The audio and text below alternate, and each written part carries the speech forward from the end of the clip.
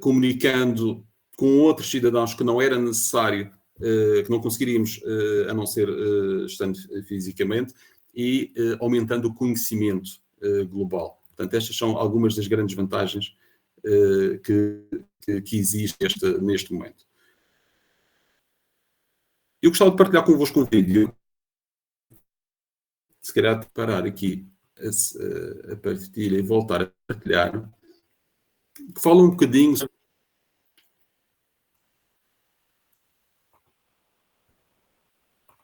e a informação que nós temos, mas eu não vou entrar em muito detalhe, vou-vos mostrar o guia, prefiro mostrar o vídeo.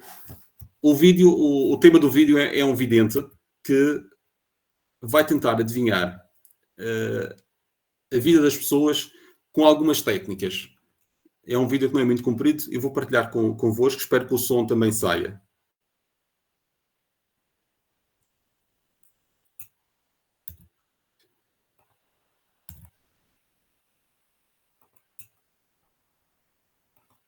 Eu não consigo ativar o microfone. Filipe, não sei se tem que ser aí do seu lado.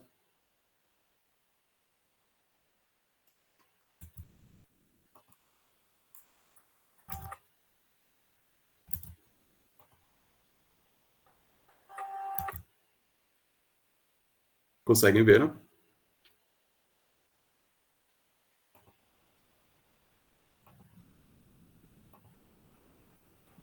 Não. Não. E agora?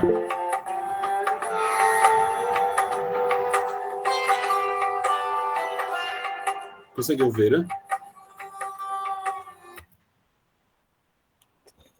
Não estava a conseguir ouvir.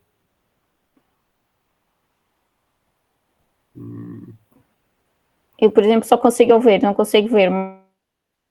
Vou tentar pôr aqui só um bocadinho. Vejo e ouço.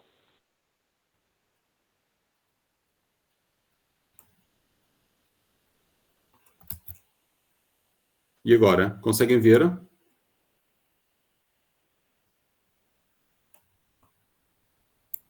Conseguem ouvir e ver? Ouvir sim, não ver. Não ver. Eu vou tentar. Só um bocadinho. E agora? Agora sim. Ok, perfeito.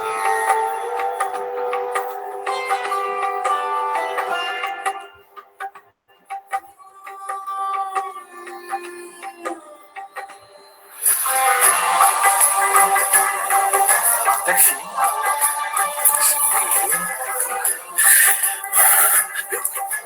Ik zie een school tegen ons. Ja, Insecten.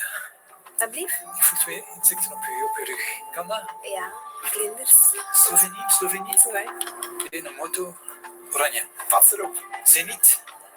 Oui, bien. Je hebt een vriendin. Julie de... Ja, Een boeiend liefdesleven. 3, 4. de vierde, daar zei ik meestal over, dus dat weten niet veel mensen. Hoe is mijn spierscheur? Maison rouge, balcon, blanc. Ja.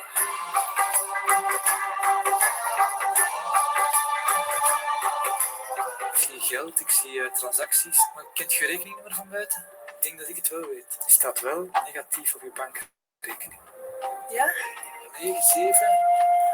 Last month you spent €200 on alcohol.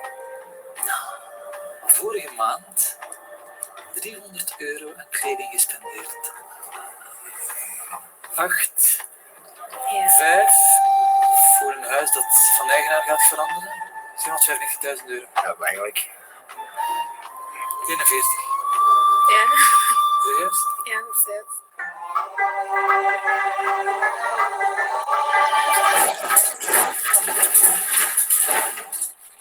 Oh my god. Oh man. Ah, dat is, ik weet niet hoe eng.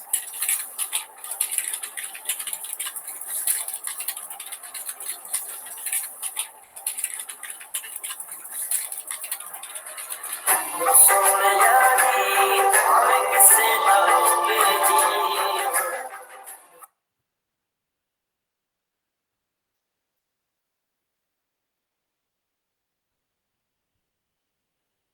Muito bem. Este era o vídeo que eu tinha para vos mostrar e tal como nós... Eu vou pôr aqui a apresentação. Tal como o vídeo mostra, a nossa vida está na internet, não é? É um pouco sobre isso também que iremos agora falar.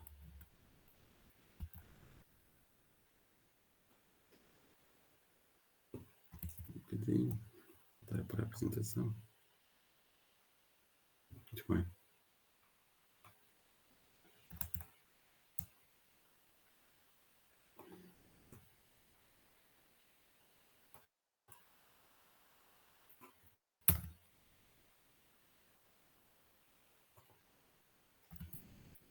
Vou voltar a partilhar aqui a apresentação.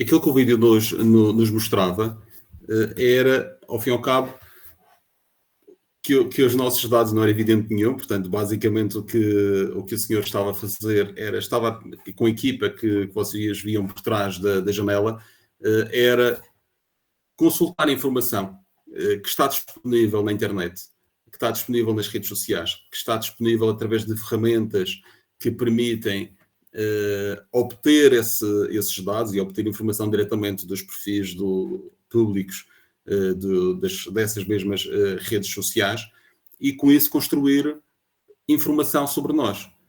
E estará na internet tanto mais informação quanto aquela que nós lá colocarmos, ou que as pessoas que nos conhecem, ou os sites onde nós depositamos essa informação possam partilhar. Também, por outro lado, temos, e resultante de um conjunto de ciberataques, muitos sites que têm informação e que têm dados pessoais. Esses dados foram roubados e foram disponibilizados através da Dark Web e estão hoje disponíveis através da internet também.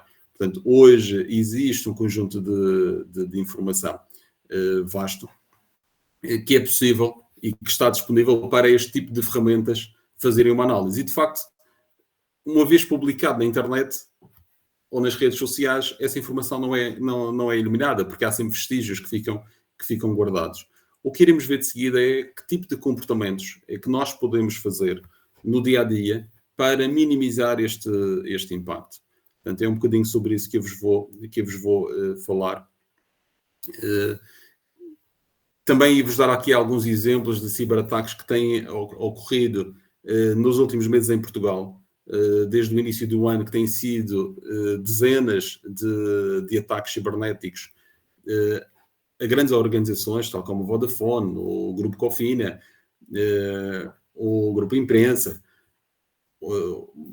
a TAP, que foi agora recente, a Universidade da Beira Interior esta semana, ou no fim da semana passada. Portanto, são todo o conjunto de organizações que nos últimos meses foram alvo de ataques, e são apenas alguns exemplos. Temos desde a administração pública, municípios, na área da saúde, e, por exemplo, pegando no caso da TAP, os dados que foram retirados dos servidores da TAP foram depois colocados na Dark Web e estão disponíveis.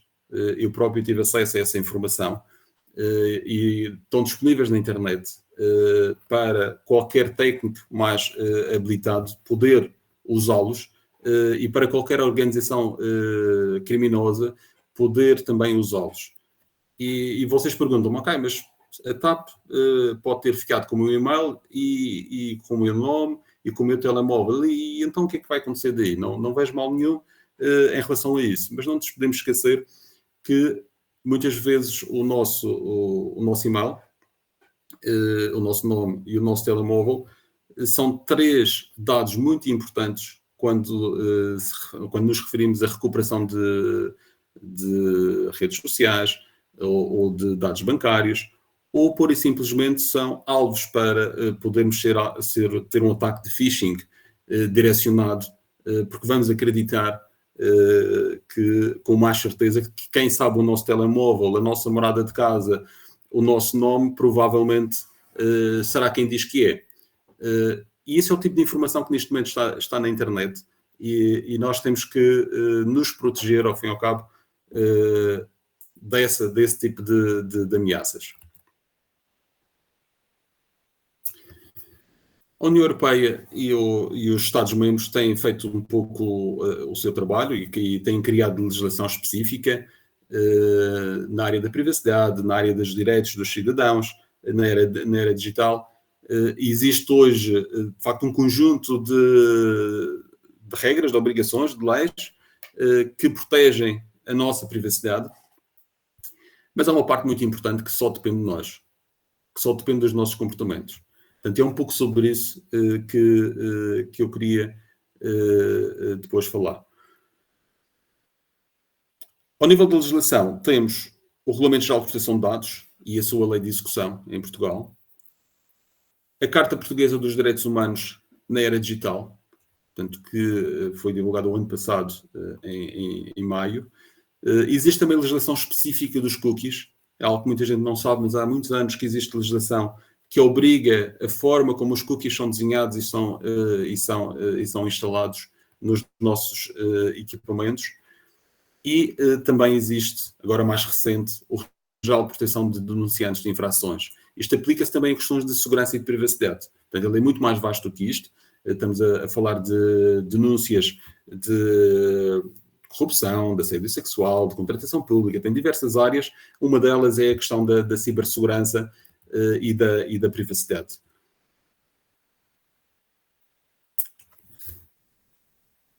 Do nosso lado, portanto, basicamente, aquilo que nós podemos fazer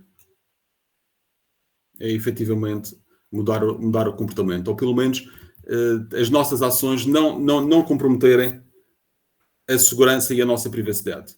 Em primeiro lugar, use apenas sites e apps seguros. Ok, é fácil dizer, mas como é que eu posso ver isso na prática? Muito bem. Um dos aspectos importantes é utilizar sites que sejam divulgados através do protocolo HTTPS. O que é isto? Se vocês repararem no canto superior do ecrã,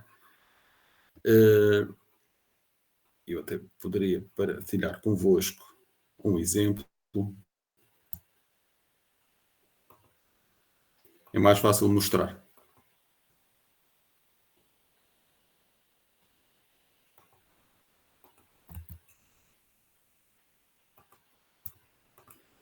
Conseguem ver o ecrã? Sim. Sim? Ok. Se repararem, eu estou aqui num site, que é o site do Observador, é um site de notícias. Se repararem, aqui no browser, no caminho, vem cá um cadeado. Se vocês clicarem no cadeado, ou se clicarem aqui 2 vezes, vão reparar que antes do endereço vem algo que é HTTPS. Este S faz toda a diferença. Ou seja, o protocolo HTTPS garante que existe um certificado associado a este endereço que identifica o dono, ao fim e ao cabo, o nome que está associado ao observador.pt e a entidade que publica o observador.pt. Esse é o certificado que garante que efetivamente este site é do observador.pt. E depois tem um outro aspecto. Garante também a encriptação durante a comunicação, usando protocolos tanto de encriptação, TSL, tanto para esses dados, que desde o nosso browser até o servidor desta organização, os dados passam encriptados. E vocês perguntem-me, ok, mas porquê que isto é importante? Porque, por exemplo, se nós tivermos nas redes sociais, se nós tivermos a introduzir informação em sites de compras, mas se o fizermos através de uma rede pública, que esteja num restaurante, que esteja num hotel, ou simplesmente na rua, uma rede que nós encontramos de um café qualquer, essa rede pode estar a ser escutada. Não significa que seja assim pela organização, ou pela empresa, ou pela pessoa que disponibiliza a rede, mas para alguém que esteja lá ligado. E quando eu escuto uma rede, consigo efetivamente identificar pacotes de informação. Toda a informação que não esteja encriptada eu consigo interpretar. E consigo interpretar dados pessoais, consigo interpretar usernames e consigo interpretar passwords. Portanto, qualquer site que não tenha HTTPS significa que está a passar informação em claro. E, portanto, em especial, se estiver a fazer transações financeiras, bancos ou outros pagamentos, nunca o façam se não tiverem perante um site HTTPS e que tenham certificado, que nós depois podemos consultar esse certificado. Ok? Portanto, o certificado é válido. Depois temos muito mais informação. Mas, para já, mantenham este aspecto que é importante, efetivamente, HTTPS. Depois, outro aspecto muito, muito importante é proteger a sua informação online.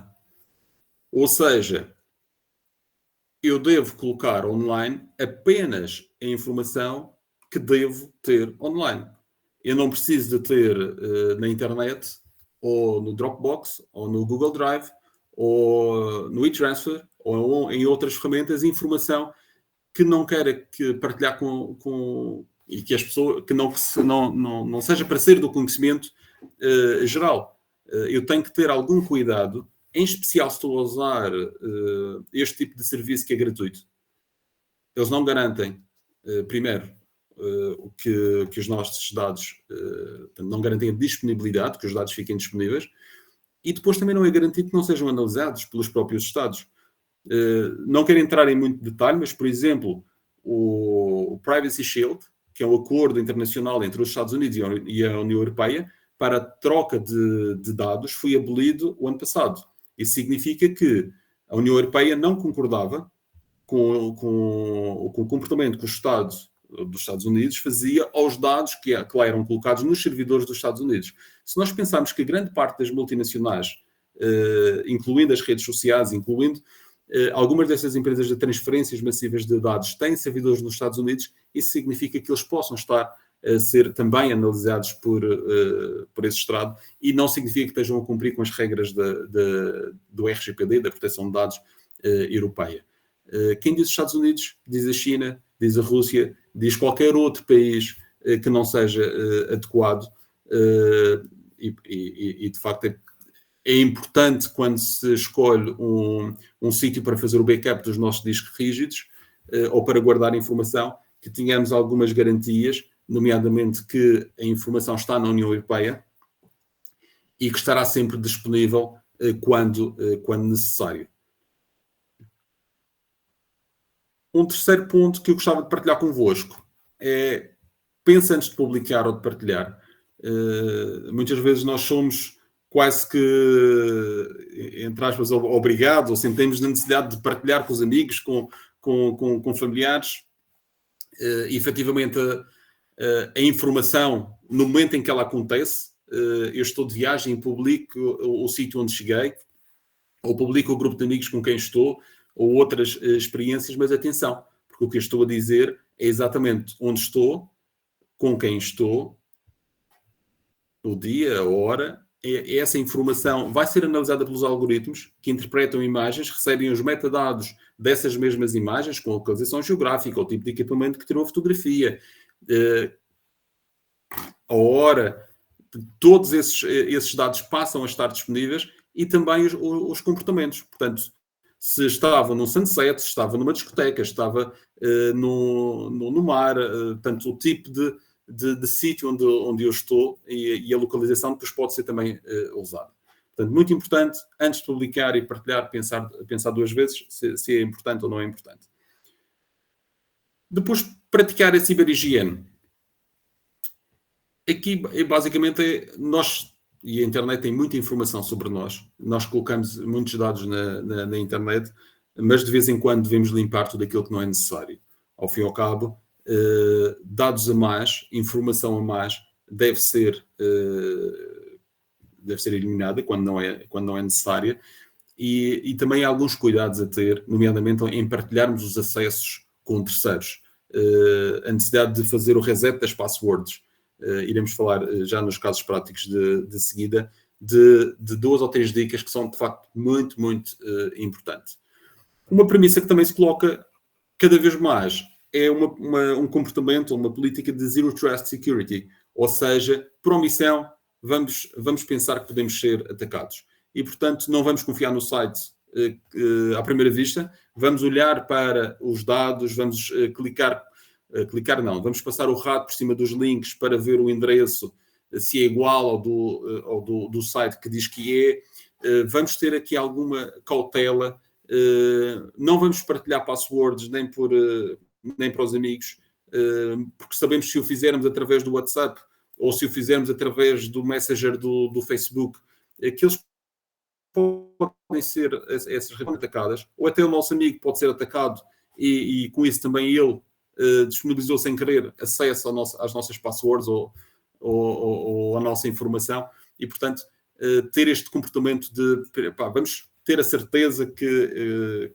estamos a partilhar corretamente os dados.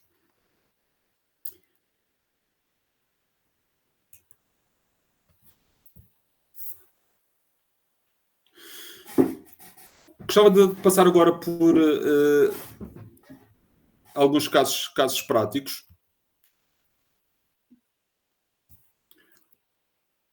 O primeiro caso vimos, sites seguros. Depois palavras-chave. E depois também a segurança do e-mail. Tenho aqui algumas questões. A primeira, se um site é seguro, já vimos. Como protege a minha navegação das análises pelos cookies? Esta é uma questão relevante. E vou-vos mostrar um exemplo.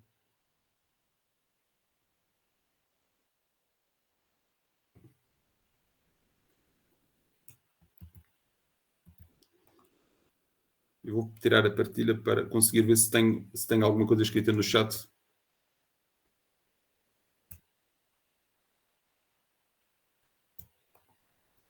Ok.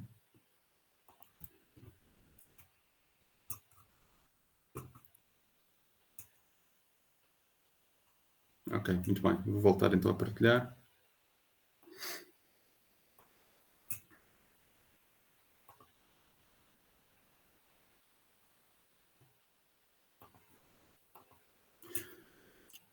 Ok.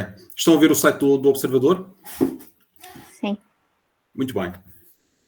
A questão que vocês me podem colocar é, muito bem, o que é que são cookies? E vamos falar 2 minutos ou 3 minutos sobre os cookies. Os cookies são pequenos softwares que estão a ocorrer nos browsers e que permitem, por exemplo, mostrar o site em português, porque a minha língua para omissão do site é o português, que permitem adequar o conteúdo ao tamanho do ecrã, mas depois permitem fazer outras coisas. Permitem, por exemplo, capturar a informação que eu vou clicando para perceber que tipo de interesse é que eu tenho. Aquilo que eu escrevo no site, se eu estivesse a pesquisar produtos e escrevesse marcas, modelos, o que fosse, essa informação iria ficar também guardada e esses cookies depois usam os dados para fornecer a terceiros para efeitos de marketing direto e publicidade. Não é à toa que muitas vezes nós pesquisamos um carro, um relógio ou outra coisa qualquer, nos outros sites que vamos navegar de seguida vai aparecer publicidade exatamente dos produtos que nós estávamos à procura. E isso tem a ver com os cookies, tem a ver com estes pequenos softwares que correm nos browsers e que poderão ter outros efeitos indesejados, que é nos direcionar para sites que estejam contagiados e que tenham outros tipos de objetivos. Como é que eu posso limpar os cookies? Em qualquer browser, eu uso o Brave como o browser preferencial, porque ele tem um conjunto de controles de segurança, mas é muito semelhante aos outros browsers. O que nós temos que fazer é ir ao histórico. O que eu vou fazer é limpar os cookies. Portanto, vou ao histórico, limpar dados de navegação, e depois tenho sempre aqui uma opção, que é, posso apenas limpar os dados de navegação, posso limpar os cookies e outros dados de sites e também imagens associadas. Por exemplo, se estivesse a usar um computador que não era o meu, convinha de facto limpar, se fosse só nas últimas 24 horas ou na última hora, convinha escolher o espaço temporal que eu queria eliminar e depois efetivamente limpar. Se for o meu computador, eu posso simplesmente só eliminar os cookies. Ok? Portanto, e venho cá e faço limpar os dados. Portanto, com isso, limpei os cookies. Se eu voltasse a abrir o site do observador, ele voltava-me a perguntar pelos cookies. Agora, o que é que vocês fazem quando vos aparece esta janela? Ou aqui no browser, ou no telemóvel, ou aqui no telemóvel é mesmo metade do ecrã, só com os cookies. É concordar. Não façam isso. Usem umas opções ou outras definições, porque a legislação dos cookies obriga que exista sempre uma opção alternativa ou concordar com todos. E se fizerem umas opções, há de haver sempre um sítio, se o site cumprir com a legislação, de fazer rejeitar a todos. Ok? Fazemos rejeitar a todos e depois fazemos guardar e sair. E está tudo ok. Agora eu vou-vos mostrar, se vocês tivessem feito o aceitar a todos naquele primeiro botão, o que é que iriam aceitar? Iriam aceitar que os vossos dados fossem partilhados, e aqui tem várias categorias, dados de geolocalização, anúncios e conteúdos personalizados, informações no dispositivo, estão todos desligados, não é? Que se nós disséssemos aceitar todos, estariam todos ligados. E depois poderíamos ver, mas estes dados vão ser partilhados com quem? Poderíamos ver aqui, mostrar os parceiros. Okay? Temos aqui 1, 2, 3, 4, 5, 6, 10, 20, 30, 40, ainda estamos na letra A. B. Portanto, estamos a falar de centenas ou milhares de parceiros com quem os nossos dados iam ser automaticamente partilhados só pelo simples facto de nós termos feito termos feito aceitar os cookies no site. Okay? Portanto, isto é uma boa prática que, efetivamente, primeiro, limpem os cookies que têm de histórico e depois, então, vão só aceitando aqueles que, efetivamente, vocês precisam. Okay? Penso que esta possa ser uma boa dica para terem uma melhor higiene cibernética e evitarem que os vossos comportamentos através da internet sejam rastreados. Um outro aspecto importante tem a ver com as passwords e com o tamanho das passwords. Partilho convosco este site, que é o Passwords Master, que permite que nós digitemos qualquer password e verificamos se é uma password forte. Por exemplo, eu vou digitar aqui uma password 3, 4, 5, 6. Esta password é detectada em 0 segundos. Ok? 7890, 0,02 segundos. Eu tive que colocar 19 caracteres para ser uma password forte. Mas, por exemplo, se eu usar uma password com números e letras.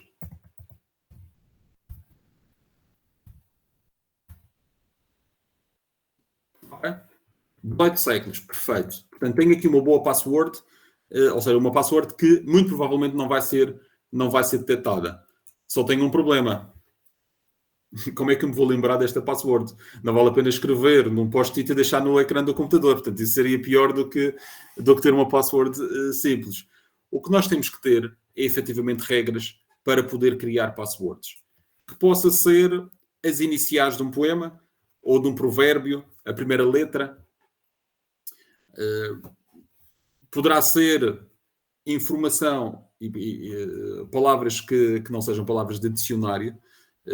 Nós madeirenses, e aqui no Funchal, temos essa vantagem, podemos usar calão madeirense. E se usarmos calão com erros ortográficos, por exemplo,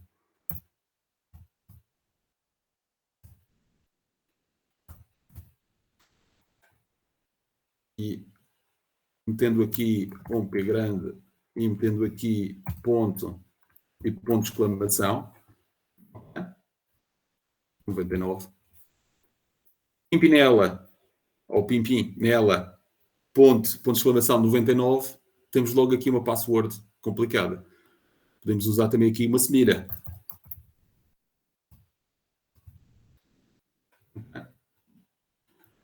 E aqui podemos usar depois uma conjugação ou outras palavras quaisquer.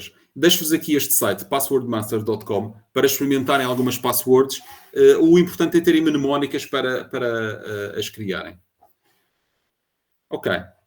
Eu queria partilhar convosco também aqui um outro site que é relevante, não sei se recordam aquilo que eu vos disse no início, que é como é que nós podemos saber se a nossa informação pessoal está algures na Dark Web. Eu posso, por exemplo, pesquisar aqui o meu e-mail. Este é um e-mail que eu uso no dia a dia para fins de testes e outras coisas, portanto, é um e-mail pessoal. E vocês podem experimentar com o vosso. Este site é um site fidedigno. Portanto, ele é disponibilizado por um consultor de cibersegurança que recebe inputs de vários sítios e, de facto, disponibiliza aqui uma lista muito grande de dados que estão publicados na Dark Web e que permitem que as pessoas percebam, em particular, se por exemplo, o seu endereço de e-mail já esteve em alguma base de dados que foi hackeada ou que foi atacada através da internet. Eu coloquei o meu endereço, ele diz que sim, que já foi. E, portanto, entre vários ataques que cá tem, LinkedIn, Dropboxes, ok? Temos aqui a TAP. Portanto, os dados, e provavelmente muitas das pessoas que viajaram na TAP nos últimos meses, que lá tiveram os dados, por exemplo, data de nascimento, endereço de e-mail, género, nomes, nacionalidade, número de telefone, morada e a língua. Portanto, este tipo de informação, caso esteja lá na base de dados, foi exposta. Qual é o comportamento mais adequado a ter nestes casos? Primeiro, logo detectado, mudar a conta do vosso e-mail e também nestes sites, também fazer a mudança das credenciais. É também uma boa prática ter fatores duplos de autenticação, ou seja, ter uma chave, tal como os bancos hoje são obrigados a fazer, portanto, ter uma chave que vos envia um código para o telemóvel ou outro tipo de mecanismo de autenticação, de forma a garantir que é necessário que tenha algo que está na vossa posse para poder fazer uma autenticação.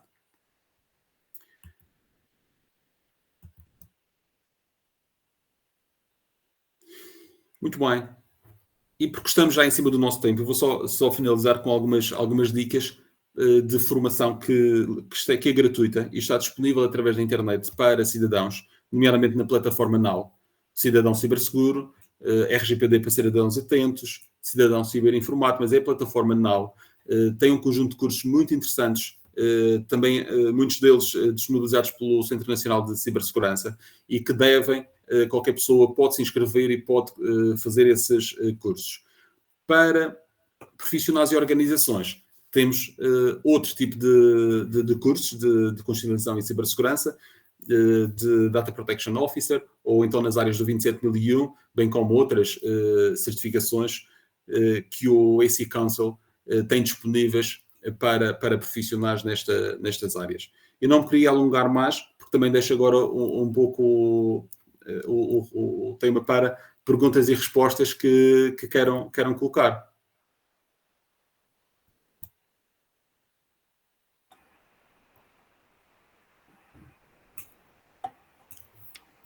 Estou à vossa disposição para algumas... Podem colocar no chat, ou se quiserem levantar a mão, também podem colocar as perguntas verbalmente. Eu se calhar fazia aqui uma pergunta para depois abrir aqui outras. Disse que os cookies, portanto, se nós fazemos pesquisas, os cookies vão buscar as informações anteriores para depois nos irem aparecendo novas publicidades. Uhum. E às vezes, aquelas questões do microfone.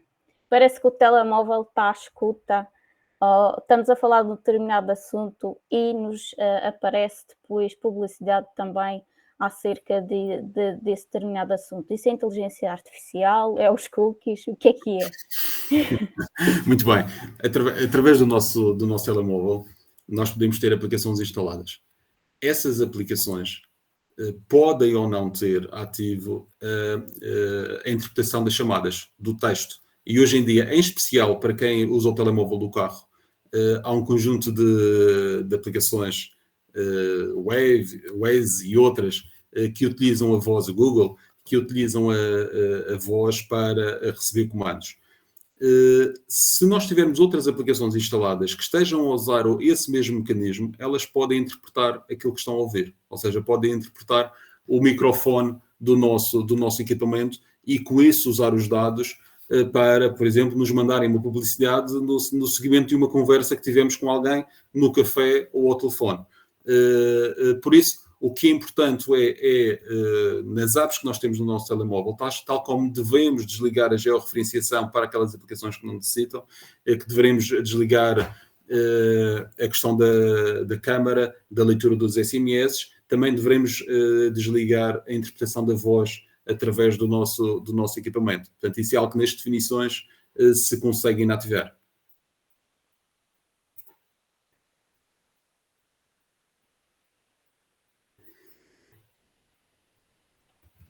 Acho que os casos práticos foram demasiado esclarecedores.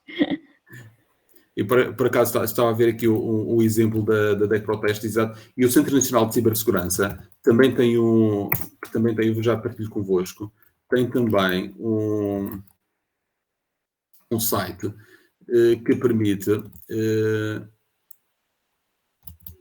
verificar se o site é seguro, que é o WebCheck. Okay. O WebCheck permite que eu coloque o endereço do site e ele faz logo uma verificação. Portanto, em termos da configuração do próprio site, das questões de encriptação dos dados, de poder ou não ter backdoors instalados. Portanto, há aqui um conjunto de aspectos que são logo verificados com o site. Ele dá-nos logo um semáforo a dizer se o site é seguro, se o domínio é um domínio credível ou não. O WebCheck dá-nos também essa informação.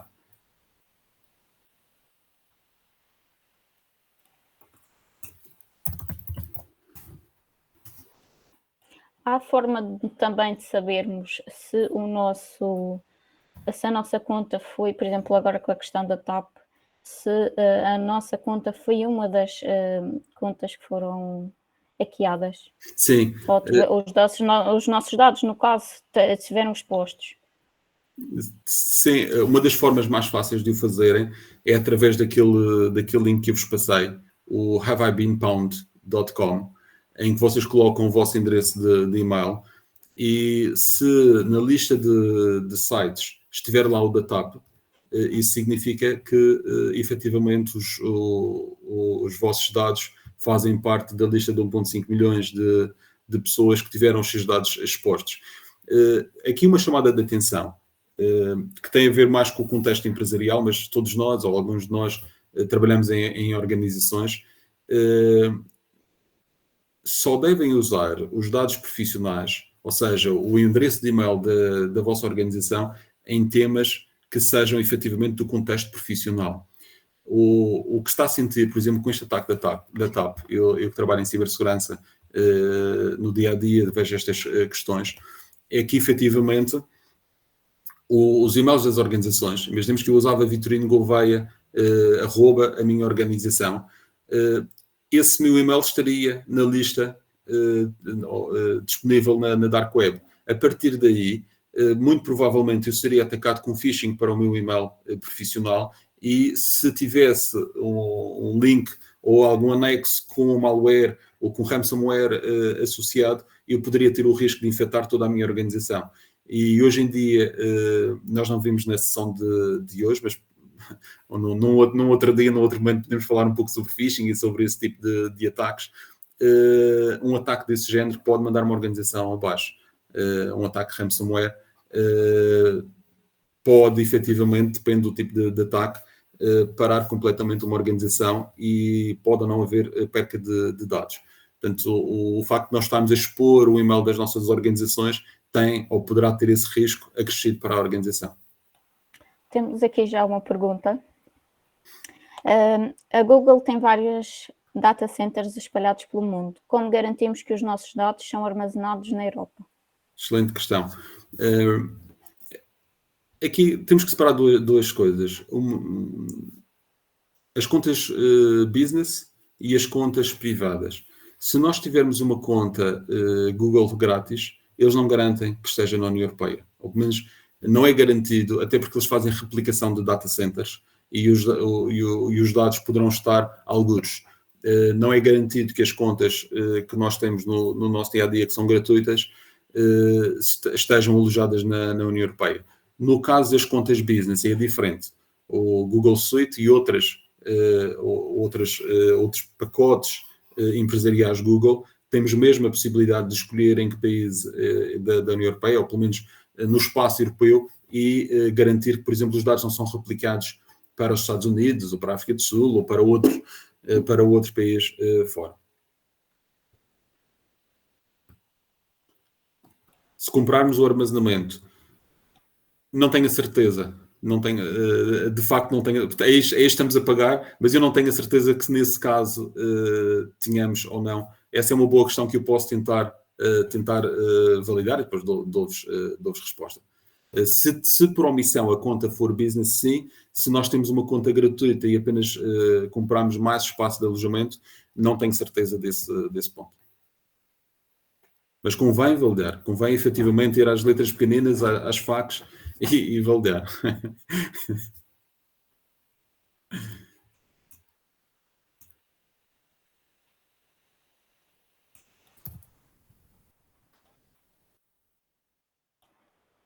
Não sei se há mais questões.